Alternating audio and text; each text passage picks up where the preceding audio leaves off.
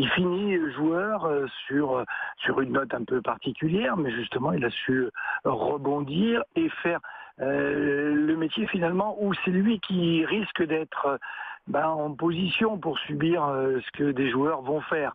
Pour le moment, oui, il est inversé, mais c'est courageux. Je veux dire, c'était pas donné, c'était pas sûr.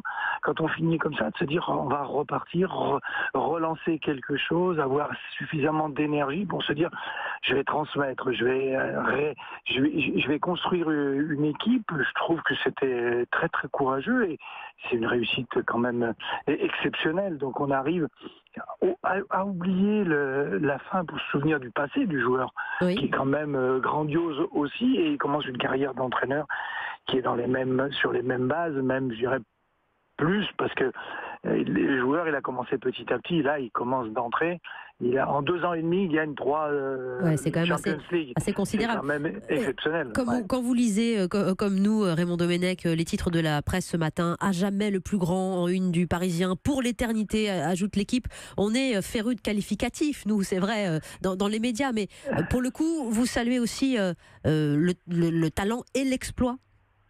C'est un exploit, c'est évident, d'autant plus que ce début de saison a été compliqué. Il avait fait le pari de ne pas trop changer son effectif. Et le début, on se demandait ce qu'ils allaient faire. Ils avaient perdu des points.